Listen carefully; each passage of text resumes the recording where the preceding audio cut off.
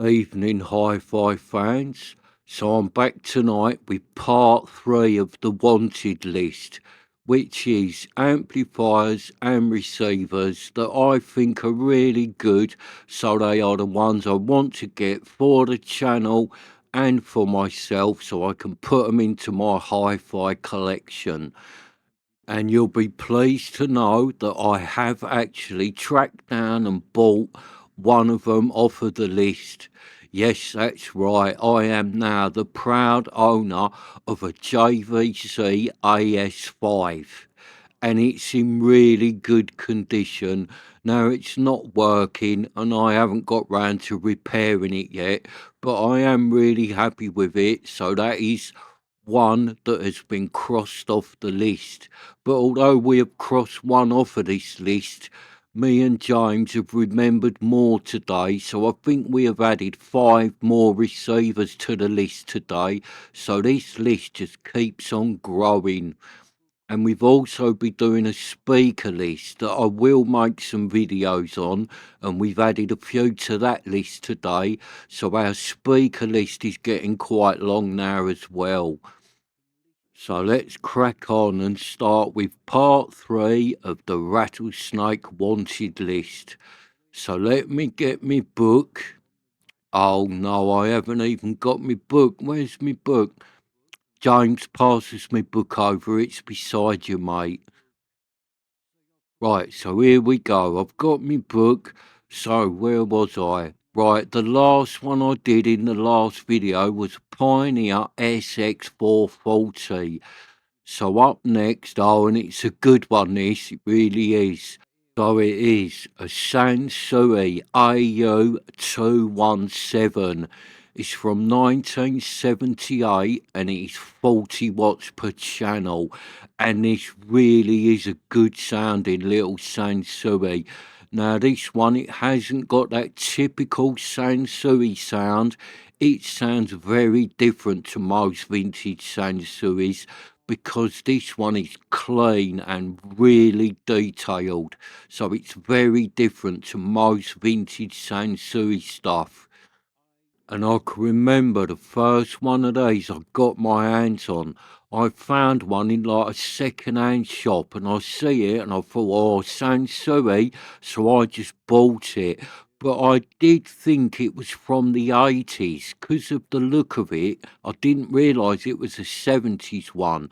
So I wasn't expecting much out of it because a lot of that Sansui stuff from the 80s, it isn't really that good. So when I got this home and put some speakers on it and had a first listen to it, I was really surprised by how good it sounded. I was really impressed with it. And then I found out it was from 1978, so of course it sounded good. It was a 70s Sansui.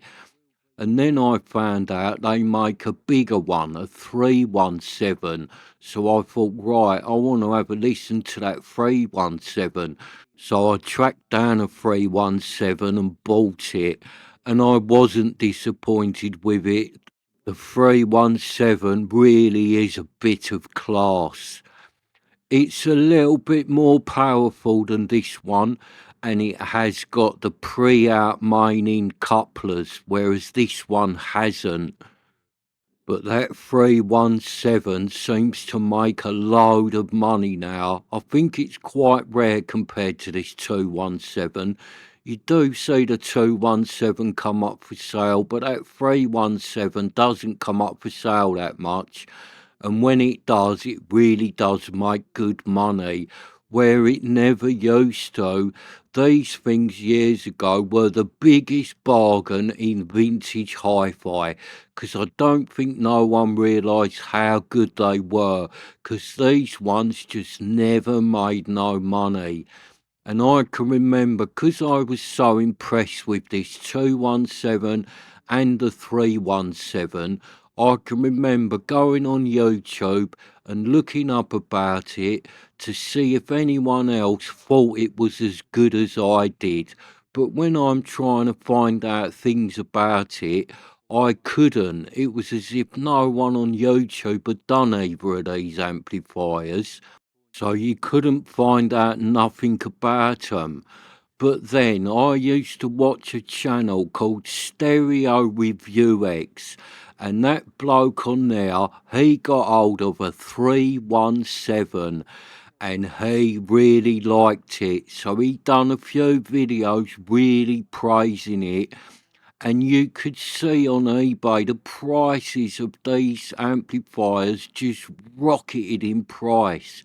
So if you want to buy one of these now and you end up paying a load of money for it, blame that bloke from Stereo Review X, because it's his fault the price is shot right up on these. So next up, I've got a nice vintage receiver from 1979, and it is the Harman Kardon HK340. Now this one is 20 watts per channel, and it does exactly what you'd expect from a vintage Harman Kardon. It is clean sounding, it delivers a ton of detail, and it really is a class amplifier. And for me, where this one used to shine was in that like close up, detailed listening that you've seen me do on the channel on my table with a little set of speakers. That is the kind of situation where this little Harman Kardon really shines. It's not so much like a party amplifier to put a big set of floor standers on it. It's more for a bit of refined listening, 'cause it really does sound good, this little Harman Kardon. And it really did have a good top end, and it delivered a ton of detail in the mid-range, so it really was a quality little amplifier to listen to. But at the time I had it, I never really had nothing small to put it up against. I had like big powerful stuff round me, but I had like no little Sansuis or no little Pioneers or anything like that. So that is a bit why I'd like to get another one of these Harman Kardons, so I can put it up against some other smaller stuff, just to see if this Harman Kardon really is as good as I remember. Because I do think this little Harman Kardon is good enough to go up against anything. In that like detailed listening test, I think this little Harman Kardon will hold its own against any other little amp or receiver. I really do.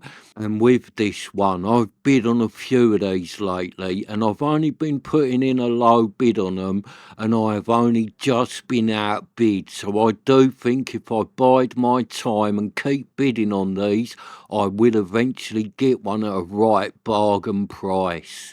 Now, next up is a receiver from the 90s. So I want one of these because I do think it is a really decent sounding receiver, and I do think one of these is a bit of a bargain because they don't seem to make that much money. And it is a Nakamichi Receiver 2. Now this is from 1991, and it is 55 watts per channel. But it seems really powerful for 55 watts, one of these. My old one seemed to have a ton of power, and it had a really good bottom end to it. It did deliver a ton of bass, the one I had. The top end was good, the mid-range was good. It was a really good all-rounder, this old Nakamichi. And I think this is one of them ones that, because the people who own them realise how good it is, when they put it on eBay in a buy it now, they put it up for a ton of money because they think it's worth that high price tag. Because I've seen some of these in the buy it now where people want loads of money for them. But I have watched a few of these actually finish in the auction, and they haven't made that much money. So don't buy one of these in the buy it now. Get one in the auction because they are so much cheaper. Because this is another one, I don't think people realise how good one of these Nakamichis is, or people don't even know what it is, so it doesn't make that much money. And I know with me, when one of these comes up that isn't working, I know I'm not going to pay a lot for it because I really don't think many people will want it. So next up is a little receiver that I had when I was a kid. And it is a real powerhouse, an absolute monster because it is 7 watts per channel. And it is a realistic STA 20. It's from 1975. And when we was kids, me and James loved our little realistic STA 20. We also had an STA 16, which was another monster, 'cause that one is 3.5 watts per channel. But both of them seemed a lot more powerful than that. And when we was kids, we had the pair of them together, and we had some by-wire speakers. So we knew how to buy wire speakers, but then one day we found out that you could buy amp speakers. So that's what we did. We used to use our STA 20 running the bottom end and the STA 16 doing the top end. So we'd buy wire speakers off of 2 of these little realistics. Yeah, it was good fun, wasn't it, James? Yeah, he's laughing. It was good fun, and I do think that both of these little receivers did have a good sound for what they were. So I've put this STA 20 on the list because it is the bigger one out of the two. But really, I wouldn't mind getting a 16 or a 20, so it depends what comes up. And what's that, James? James said we need to buy 'em both to put the old system back together.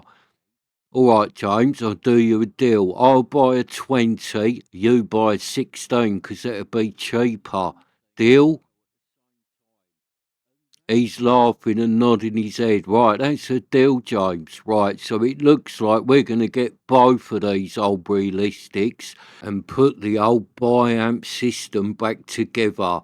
Oh, it would be good, wouldn't it, James? A night in with 2 realistics on the table connected up to one set of speakers. Oh, that means I'm going to have to get another CD player with the 2 sets of outputs because I haven't got one at the minute. Right, so next up is an amplifier from the 80s. Now, I do think this one is a right good bargain. What you get for your money with this one really is good bang for your buck. And it is a Yamaha AX 400. Now, this one's from 1986 and it's 55 watts per channel. So I've had 3 from this range and I wrote them all down because they was all really good. So I'd had this 400, a 500 and the 700. So I wrote them all down, but then when I was looking on the computer at prices, the 500 and the 700 make a really lot more money than this 400. So it made this 400 look like a really good little bargain.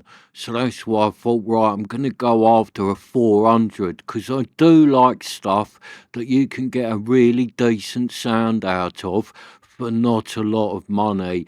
And this 400 is definitely one of them because it has really got a decent sound to it, this 400. It's got a lovely bottom end to it and it is pretty powerful, this 400. It's got enough power, believe me. So when I see the prices of what these are making, I thought, right, I'm going to go after a 400. That's an absolute bargain for that money. They do also make a 900, the big one, but I've never had that one. I would love one day to get my hands on that 900 because I bet it is something a bit special.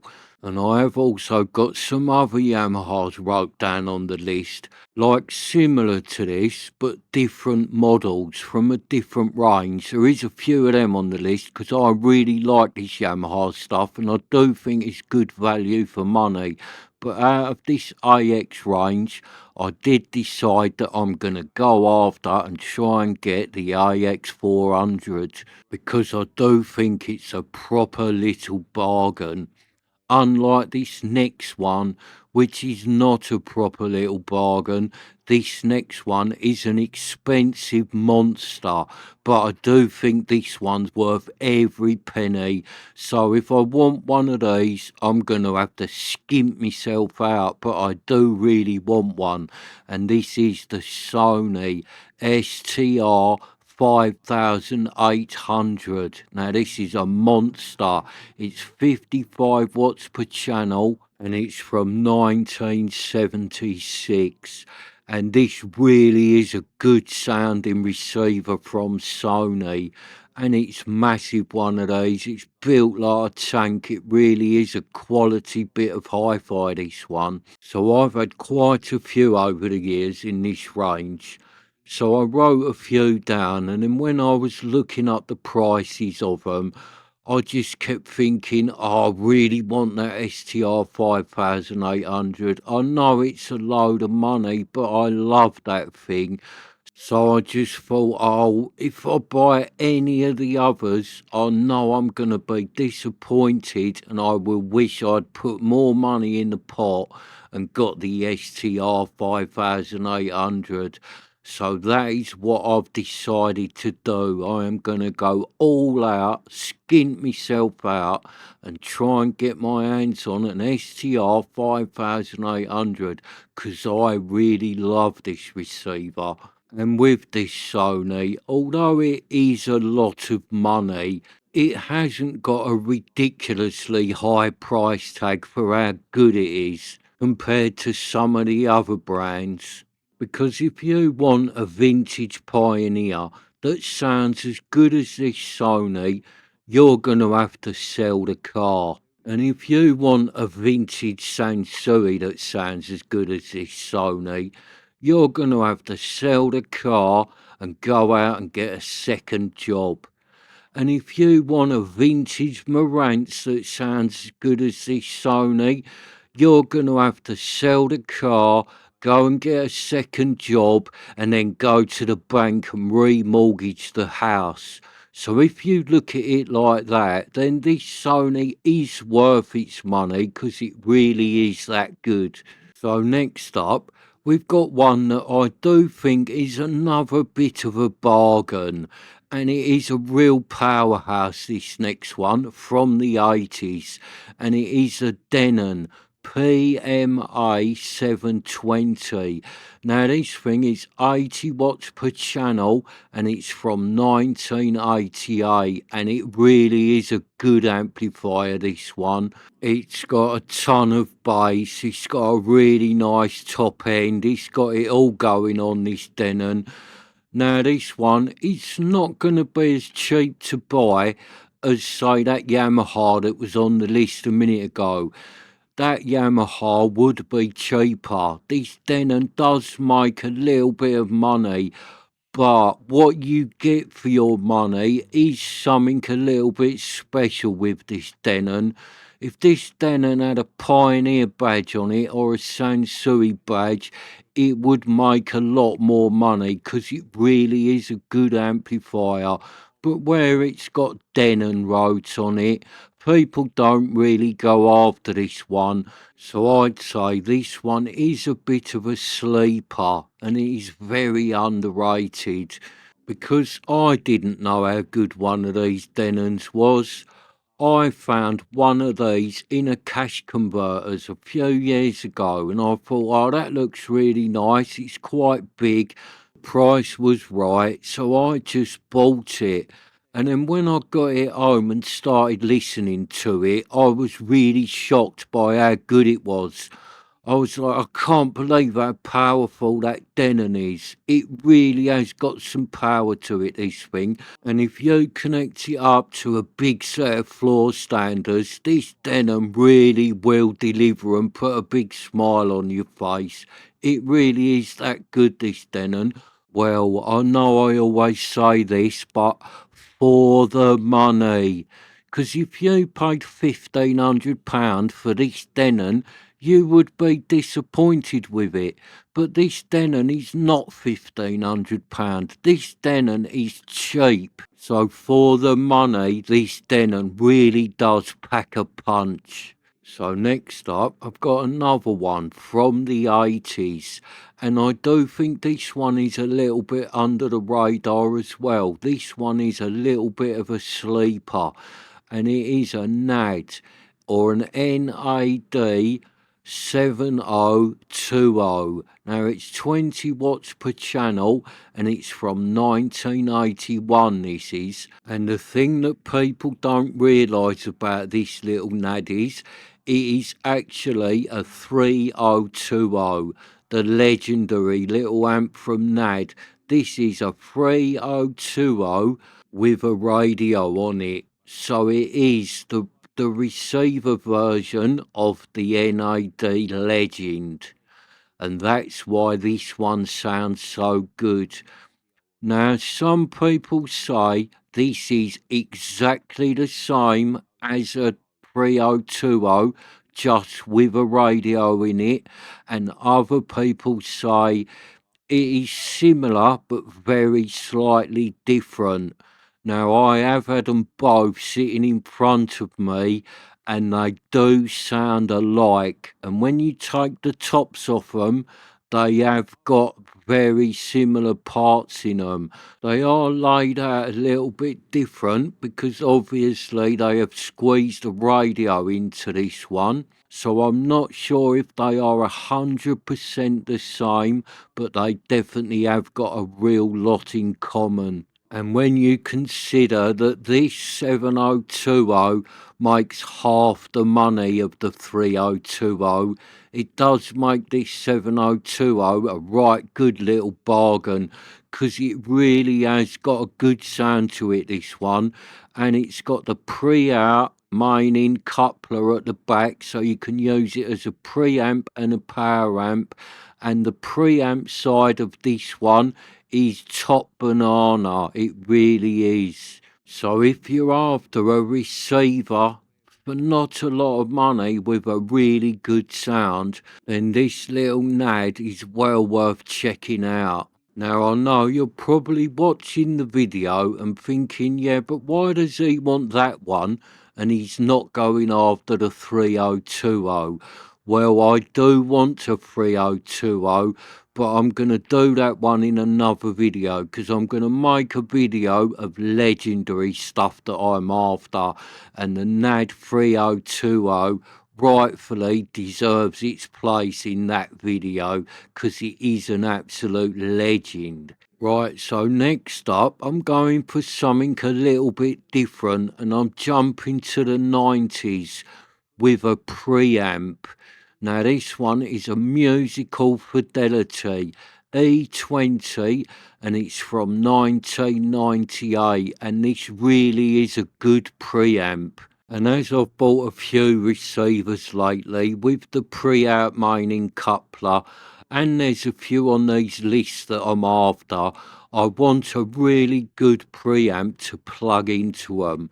Also, I'm going to get some power amps for the channel as well. So if I'm going to get some power amps, I need a decent preamp to run them. And I wrote down quite a few preamps that I've had before. And then when I was looking the prices up of them, this one was just jumping out at me as being a bit of a bargain, because it is a bit expensive, this preamp, but it's really a good preamp. And some of the others that I've had before that I'd wrote on the list, when I was looking at the prices, I'm looking at them and thinking that one there, that wasn't as good as the Musical Fidelity, and it's making twice or three times the price. So them ones just got crossed straight off the list. And I have had a few that probably was a tiny little bit better than this musical fidelity. But when I was looking the prices up of them ones, they are making ridiculous amounts of money. So them ones got crossed off the list. So I'm going with this musical fidelity because, like I said, I do think this one is a bargain and it really is a good sounding preamp, this one. You connect the right power amp up to this, oh, it can deliver a ton of detail. It really is a lovely thing to listen to. You could be in musical heaven with one of these. It really is that good. And you know what's coming next.